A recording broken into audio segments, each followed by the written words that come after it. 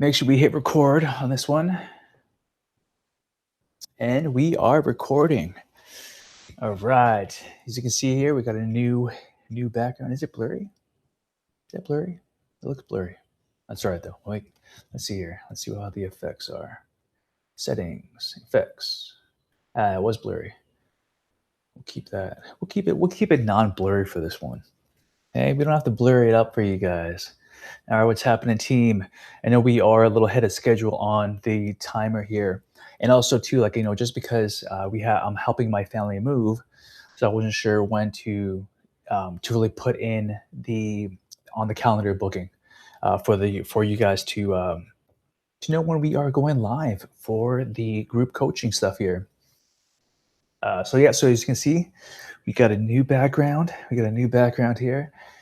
We have about 85% completed with the move, so that's a good thing. And you know what, that was just funny because last time I helped my family move, I was here by myself, and it was apartment to apartment within the same building or complex or compound, and that took a long time. That took a long time by myself. But yeah, we're good. We are here. We are here. We are live, and we are rocking and rolling. So I hope you guys enjoyed the last two topics of the reverse lunge, and also, well, the last one we did was the reverse lunge and making sure we address the knee valgus, which we do not want to have as we performing any squat lunge execution for exercises. All right, and today is going to be right the art of the plank, the anatomy, biomechanics, and lower back pain prevention. Cool, cool. So let's double check real quick here before I share the screen. Yeah, let's double check before I share the screen here. Enter picture in picture. Allow this time. No, not yet. I guess not yet. Not for that one. I do want to share the screen on the iPad.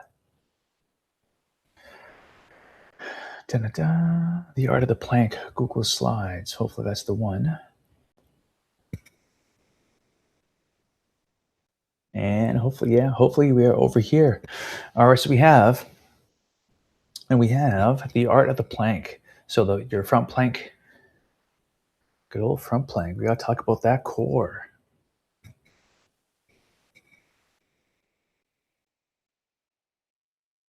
All right, so the art of the plank here. So we have anatomy, biomechanics, and lower back prevention. Right, so the primary muscles involved for the plank. So you want to think your core, uh, transverse abdominis, pelvic floor, erector spinae, diaphragm as well too. So you got to think of a cylinder block. Okay, a cylinder block on this one, 360, top and down, the whole shebang for your core. Okay, so the core shield here. So the rectus abdominis in front, the transverse on the sides, right? So these muscles brace the spine against gravity. So as we're in that front plank position, so a couple of things here, right? So, supinated and my palm is facing up, supinated, pronated, my palm's facing down. So if my rectus abdominis and my transverse is on the back of my palm and I'm in that front plank position, my muscles are braced, okay, and the spine is preventing against gravity. So I got to make sure that line is solid, my back is solid. So preventing a painful trunk extension. All right, so we have the core shield, and now we have the anchor. So gluteus maximus, that's the anchor. Actively squeezing the glutes facilitates a neutral pelvic position and shields the lumbar discs. Okay, so shields the lumbar discs. So you got to really activate your glutes. Okay, so especially the glute max. Now we have stability. Okay, so the serratus anterior. Serratus anterior is that those boxing ribs, that the boxing muscles, so to speak. All right, so again, with the serratus anterior, with that front plank. So if you have those shoulder issues, you want to make sure that the serratus anterior is activated, and want to make sure that you are solid in that plank. And of course, this will help out with performing plank exercises will help out stabilize the shoulder as well.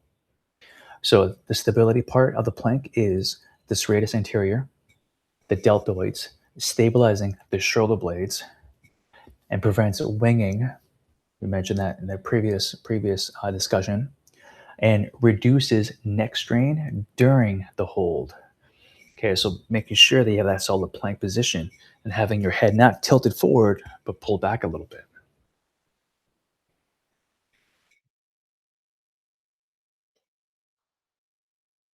Now we have the anterior pelvic tilt, APT.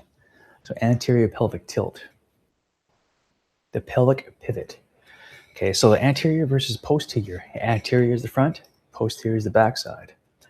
Okay, so now you want to think. So the position of your pelvis determines whether your abs or, whoa, crazy rain up there. So the position of your pelvis determines whether your abs, or your spine takes the load. Okay, so this is a key factor here. So, being in the gym for all these years and seeing other people and individuals perform a plank, but then they have um, an anterior tilt. And that's what we don't want, because that's where your low back is going to take the load. That's where your low back is going to start feeling pain in a front plank position. All right, so that is an indicator. If you feel in your back, then we need to correct some alignment. Okay, so the anterior tilt, the X, we don't want an anterior tilt in a front plank. We do not want that. All right, so if you want to think, your pelvis is a bowl of water.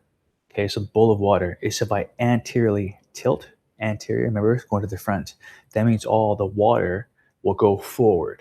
So that's an anterior tilt. The water is going forward.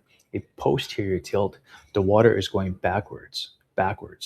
So if we have a stable position, the water bowl, the water will stay inside. Now, when I do that front plank position, gravity, so I wanted to anterior tilt in this one, and to make sure that my low back is solid.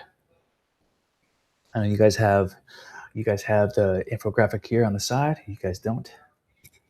So posterior tilt is what you want to focus on in your front plank position. So you want to think you tuck your tailbone underneath, which engages your core and it protects your spine. So we were talking about anterior tilting and posterior tilt in the squat. We don't want a posterior tilt in the bottom portion of the squat, because that's going to hurt your low back. In this instance, for this front plank, we want to have an anterior tilt. We want to squeeze your glutes. Excuse me. So for the front plank, anterior tilt. Right now we have a posture transfer. Okay, so standing versus planking. So faulty standing posture, specifically a forward head and anterior pelvic tilt, translates directly into a compromised plank. So from here, again, my spine, my fist is my head. Now from here, if my head's forward a little bit, that gravity shifts.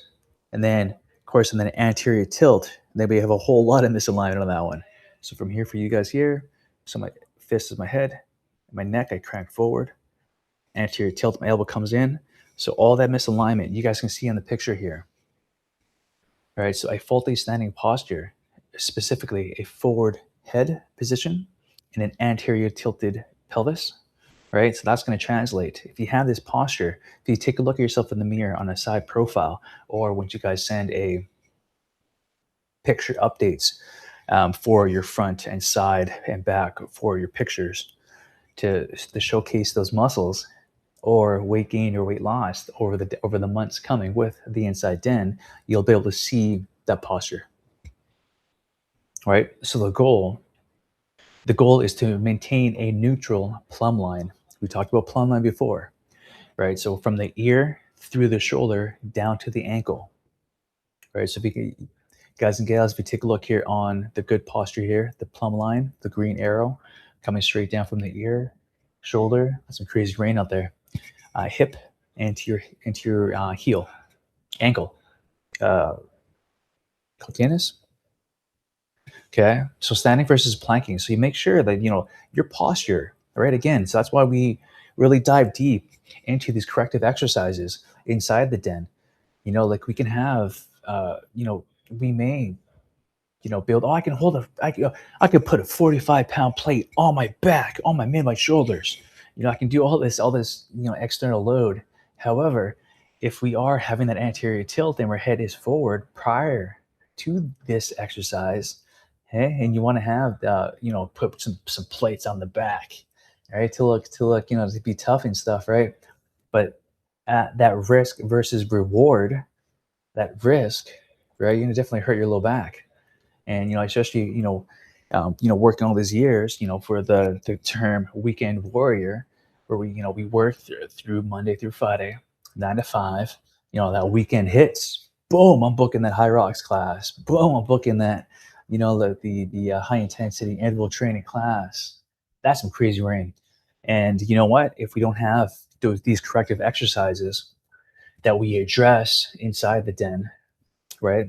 We will, it may not hurt, within the first 90 days, 60 days, or it may hurt the first try, or, fast forward to 3, 4 years down the road. Now you're seeing physio, your low back is tweaked, your ankle mobility is non-existent, right? You are walking with pain, right? So that's from the, trying to achieve something, uh, to be, for yourself to be like, I can do this core work by putting plates on my back, to make it more challenging because, oh, the plank is easy, which we'll get into another thing. So another issue that I've seen is, of course, having the anterior tilt or having that core braced, making sure your glutes are solid. Another thing too, so I'm not sure if I mentioned this in the slide deck. So this is why it's great to have the replay and also to have live training, right? So from here, so if I squeeze my hands and I squeeze in, like I'm gonna bust open a coconut, right? So I'm squeezing in. If I have, I squeeze here.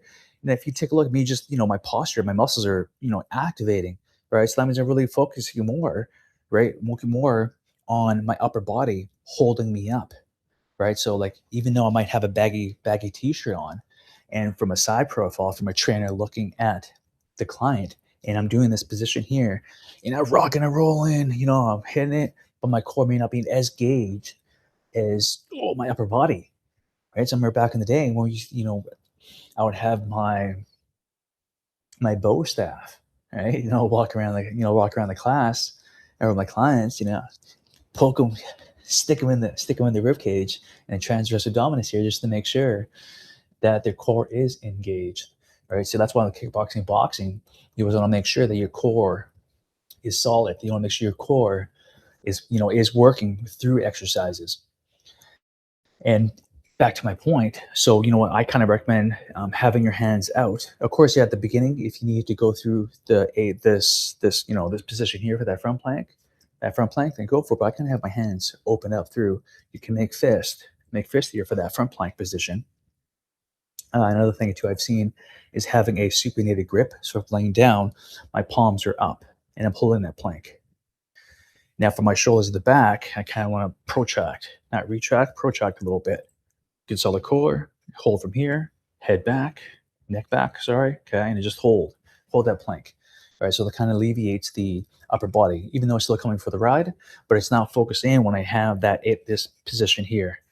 Okay, that's one little tip and trick that I've seen over the years. Okay, so that's one. So standing versus planking, again, watch that posture. All right, the technical guide. All right, so correcting fatal errors. So identifying the break in the kinetic chain is the first step towards mastery. All right, so the lumbar sag, the lumbar low back sag. So the hips are too low, which will have spinal stress. So the hips are too low. Your hips are sagging down. So hips are too low, right? Or the A-frame.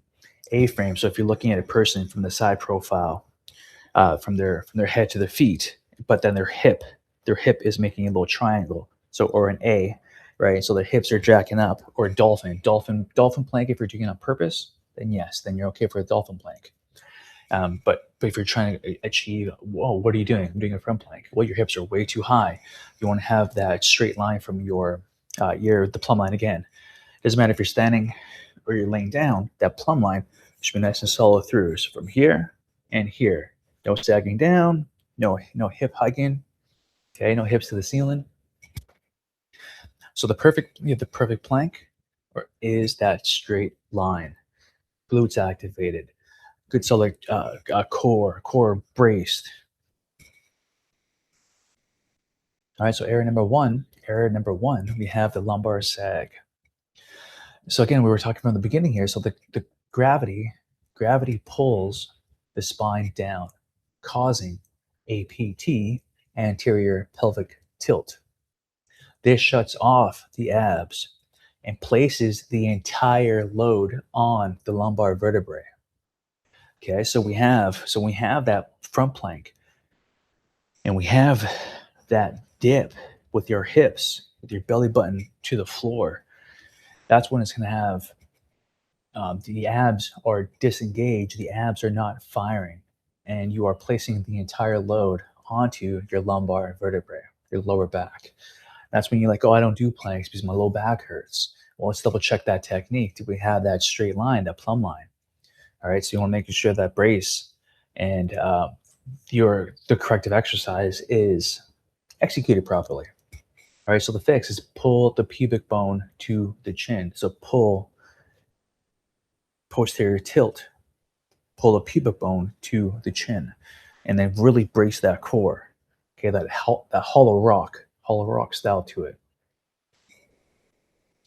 All right, so error number two, we have the A frame.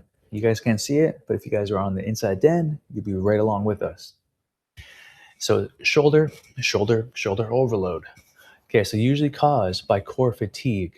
Raising the hips shifts the load from the abdominals to the shoulder girdle. Okay, so I'm starting to fatigue. I'm gonna, bring my hips up a little bit. My head's coming down so I can see towards the floor and even towards my toes if I'm in that laying down position. All right, so I start fatiguing. All right, my shoulder blades just cave in, my hips coming down, my head's forward. That's when we're disengaging. Remember, we want proper technique. We don't want to train to failure, right? We don't want to train to failure. We want to train to strengthen. And as soon as our technique fails, then the rep is over, which we then can go to a modified plank onto your knees, or you can recover down dog position or transition to a high plank to recover. Okay, so the shoulder overload. Oh yeah, so the fix. Oh yeah, so the fix is lower the hips until there's a straight line from ears to ankle. Ears to ankle, that's what we want to have from a side profile. So exactly. So when we have a sagging core, as you guys can see on the picture here inside the slide deck, right? The scapular retraction, the head lowered, there is no breathing, elevated shoulders, we have bent knees, and we have a sagging core. That's a lot right there happening in that picture. So as soon as any of these factors come into play, you have to take a break. You have to take a break. You have to digress. Okay, take a break entirely. Go to your knees if you have to. All right. So the master cue. So tuck your tailbone between your legs like a sad dog, like a sad doggy. Okay, pull your pubic bone toward your chin in that front plank position. This coaching cue instantly resets the pelvis into a posterior pelvic tilt, PPT, bracing the core. Joint alignment. So elbows stack directly underneath the shoulder. You don't want, common mistake is having too far forward. Now, you can have a long lever, front plank, long lever, front plank, long lever. Okay, if you have your hands on a bar, perhaps on a squat bar, or you're in that ab rollout position and you hold it there, that's a different story. We're talking about joint alignment for the basic front plank. So you don't want to have your elbows too far forward or too far back. Okay, so your hands, I can't really see this one here. So your hands, you want to have Forearms are parallel and avoid the triangle. Avoid the triangle again. So we want to avoid the triangle. We want to have our hands or palms, okay, and your neck. You want a neutral. Uh, uh, you want your neck neutral. So look at the floor. Look at the floor in front, or just look at your hand placement. Okay, so you want to be chin tucked in, neutral through. Okay. So again, so here, my apologies. So we have the correct technique. We have our hands. Hands are parallel. Forearms are parallel, and avoid the triangle. Common mistake is clasping hands, shoulder winging. So when I come from here, my shoulder, my angle changes if I'm having that hand clasp position. And then your neck here. So you want to neutral. You want it neutral. So again, looking at the floor or in front of your hands. A common mistake is looking at your toes. Looking at your toes, that means my head's coming way down, right? Or your head is drooping. Another one is your glutes. Okay, so another one is your glutes. So you want a hard squeeze throughout the hold. So you even activate those glutes. Okay, so loose glutes leads to a back arch. So your glutes lock into your low back, your lumbar. So front plank variations here. So we have the forearm plank, previously mentioned. So greater core isolation, lower center of gravity demands lower center of gravity demands more from the transverse abdominis, preferred for those with wrist issues. So again, so if you have, if you have issues doing push-ups, what you can do, this isn't push-ups though now, okay? So you can roll up a towel, you can squeeze the towel, or if you think of, you want for the people that live in the snowy areas, you want to think that you're grabbing a snowball. So with the floor, you can grip the floor. So if I'm here with my wrist flat against the floor passively, it's all perhaps going to my wrist. But if we activate, now my forearm muscles is coming into play as well. Well, of course, we have the perfect push-up tools. You can use dumbbells. You can have your hands a little further in front. Okay, that's a forearm plank and a high plank. I'm talking about here. So high plank integrates upper body push strength. So when you get stronger in your push-ups, get that isometric hold at the top part of the position of the push-up. So this demands more scapular stability and prepares the body for push-up mechanics. So for the shoulder issues, for the posture, push-up position, okay? Inhale, exhale. So you want to inhale on the descent and exhale on the push. Inhale on the descent, exhale on the push for push-up. Where am I here? Oh, shoot, wrong one. Wrong trackpad. All right, so the final checklist here. Okay, so we're approaching the end here. So again, final checklist. Is my tailbone tucked? Is the sad dog active? So we don't want a sad dog. No one wants a sad dog. So, or well, in this case, we want an anterior pelvic tilt. Tuck your tailbone underneath. In this case, we want a sad dog, or maybe we should say embarrassed. We'll say embarrassed dog instead. Okay, and is your glute squeezed? So really squeeze those glutes. I used to say to my clients or into the class, on your glutes in that front plank position, I should be able to bend a crowbar on those glutes. And do I have a straight plumb line? Right, ears to ankles, straight through, straight line down the middle. Thank you for the hearts. All right, so now push the floor away. And my shoulders strong. All right, so making sure I don't have that praying position or the clasp hands. Okay, I want a good solid parallel. And of course, again, on my throat. And again, neutral neck. So am I gazing forward at my hands or am I looking at my toes? All right. Okay, so head back. Check that posture. Hold, brace. Check out the right trackpad. And precision mastery. So quality beats quantity. Always.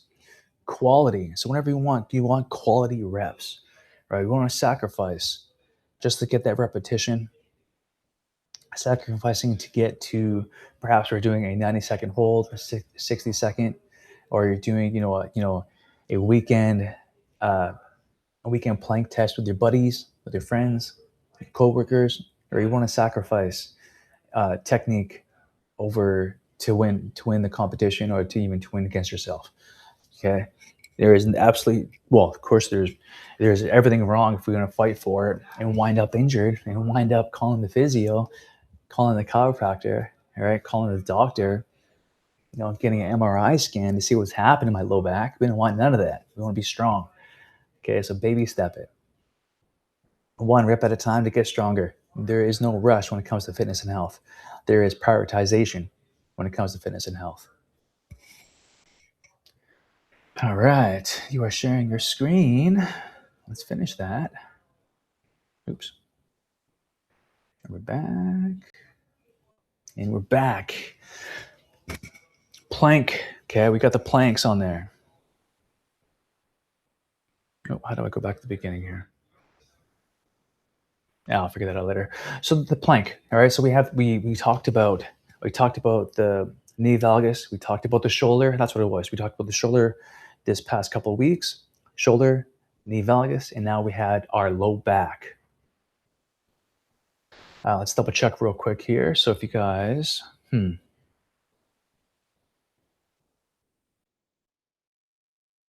yeah, we'll keep the green light up. So we'll keep it there.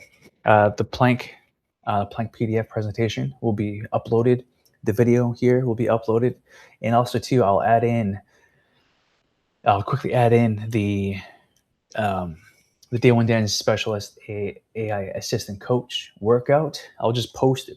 I'll paste it. I'll paste the workout in the comments because I always want to tie in a learning material.